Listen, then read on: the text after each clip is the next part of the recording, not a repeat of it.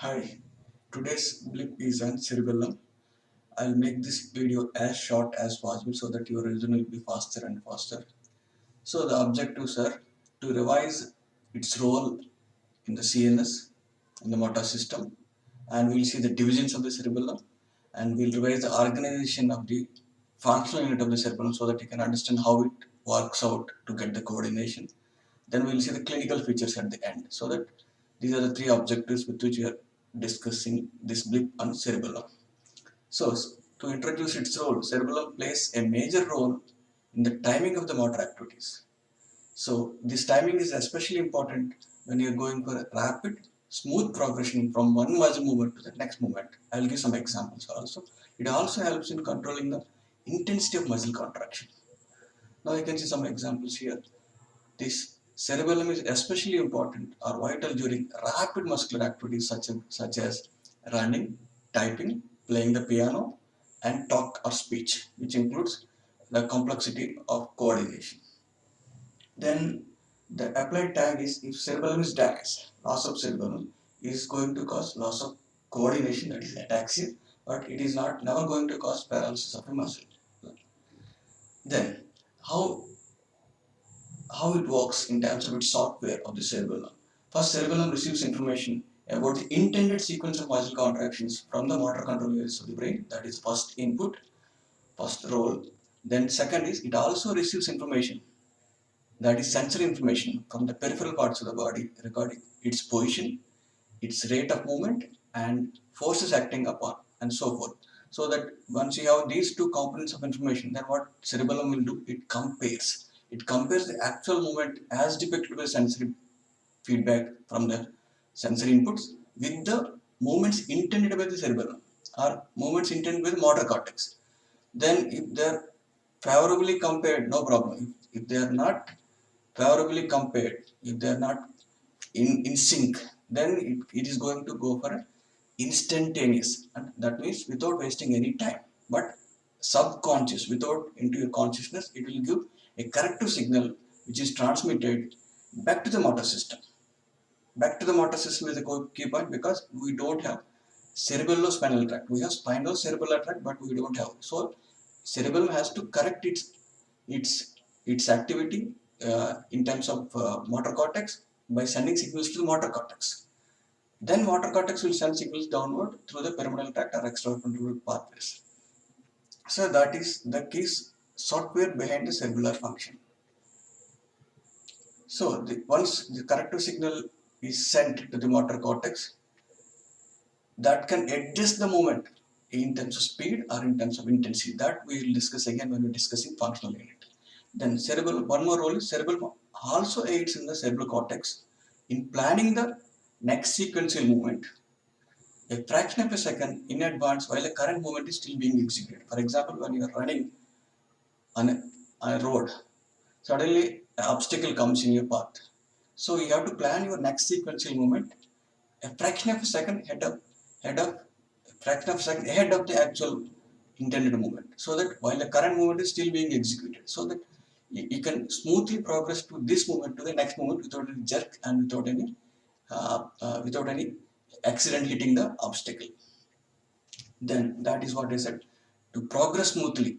This smooth progression is key in all the rapid motor activities like typing, playing piano, and so on. Then one more role of cerebellum is it learns by its mistakes. For example, in the first attempt, the jump or motor outcome is not up to the mark. Then it is going to correct its jump or motor activity outcome by either adjusting the movement in terms of strength, doing a stronger contraction or weaker contraction next time, by adjusting the excitability of the appropriate cerebellar neurons. Okay.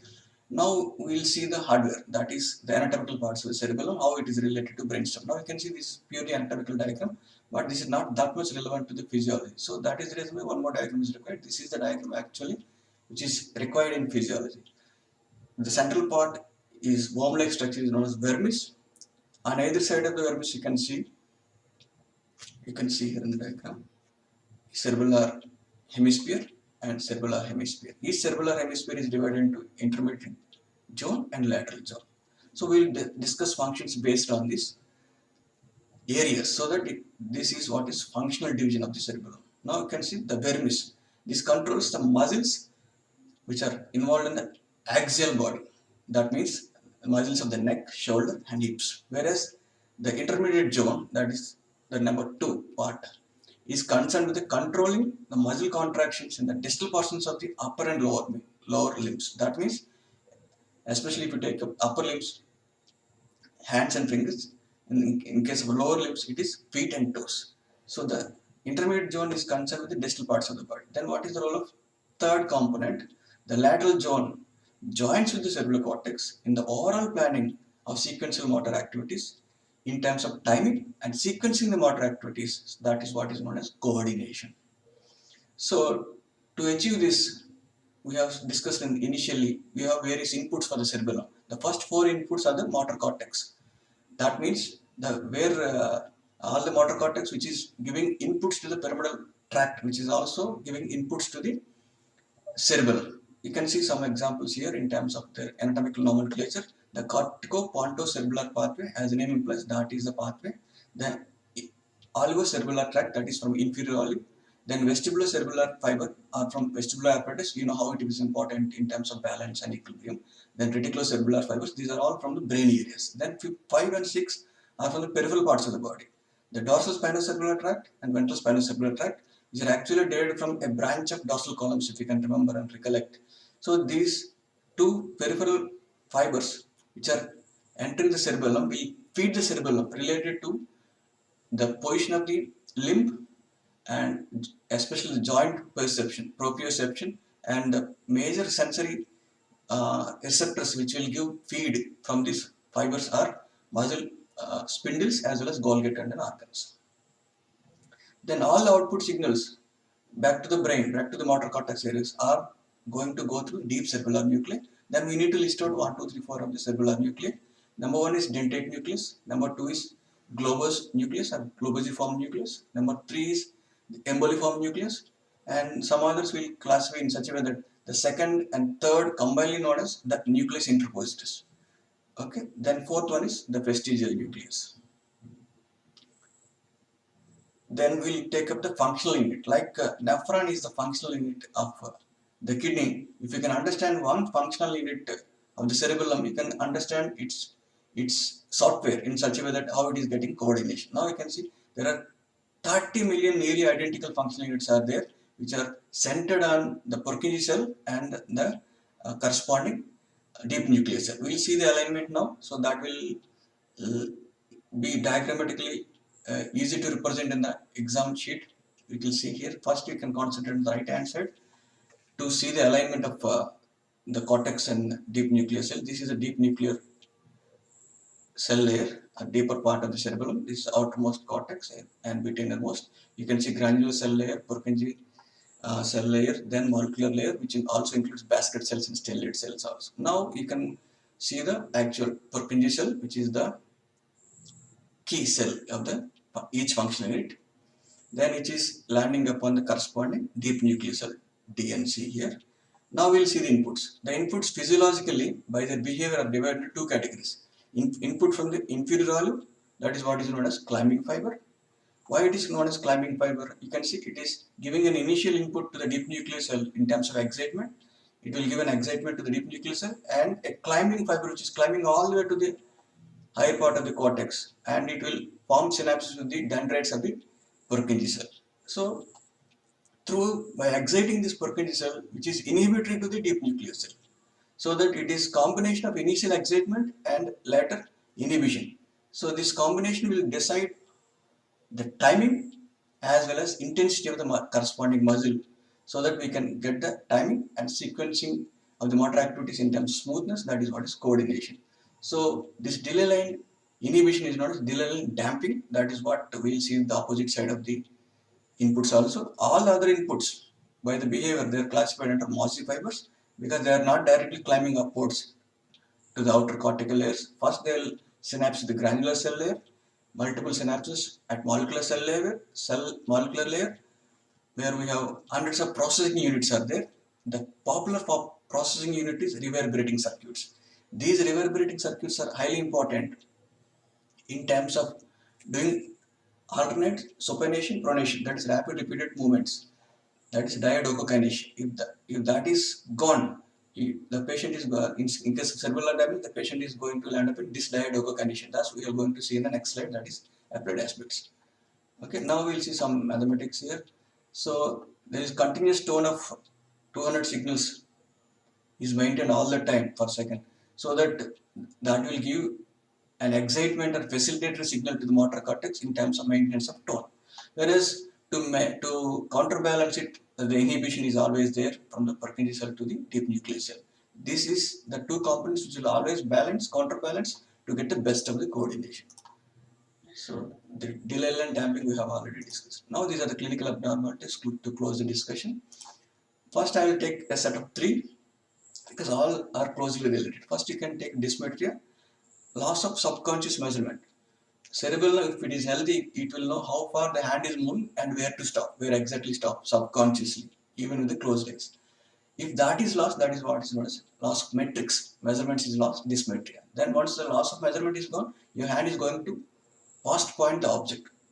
Your hand is going to cross over the object. That is what is past pointing. This combination is known as ataxia, which is loss of coordination. Then we will take up dysdiadochokination, which is discussed already. This diadochokination is inability to do rapid repeated alternate movement, like supination, pronation of the hand, like any other example. Then one more example is dysarthria, means disorganized motor outcome in terms of speech. So speech is a complex motor activity where it requires coordination between larynx, respiratory system, mouth, or you can say tongue and lips and other components. Everything has to be coordinated in such a way that the progression from one word to the next word is smooth and without any jumping. If that is gone, dysarthria. Then drunken gait, as you know, the gait or walking style is involves a lot of coordination between agonistic and antagonistic muscle. The cerebellum plays uh, a smooth interplay between agonistic and antagonistic muscles of one limb, also the muscles of one limb to the next limb. If that is gone, the drunken gait means the person will walk like a drunken person with a wide-based stature and all. So that is one of the clinical features. The next one is intentional tremor. The tremor starts only with the motor intentions. When there is no motor intention, there is no tremor at all. If the tremor is present during rest, that is resting tremor, that is observed in Parkinson's disease. In this case, intentional tremor starts only with the intention of movement. Otherwise, there is no tremor. Cerebral disturbance, rapid to and fro movements of the eyeball due to lack of coordination of the extraocular muscles, that is in terms of fixing the gaze on a particular object. Then lastly, hypertonia. As I said, the deep nucleus cell is giving a tonic signals of facilitation to all the muscles through the motor cortex. If that deep nucleus cell is damaged, that initial facilitation will be gone, the tone will be decreased. Even though it is hypomotor neuron disease, the tone is decreased and hypotonia. Okay, with this we have concluded. The summary is, today we have discussed the role of cerebellum in the motor system as an accessory motor system. Like the primary motor system is the primary pathway is pyramidal tract. The cerebellum and basal ganglia are considered as accessory motor systems to refine to finest of the coordination and accuracy. Then we have seen the physiological anatomy, we have seen input-output pathways, where while explaining the functional unit. This function you have to remember all the 9 points to get the maximum benefit out of the discussion.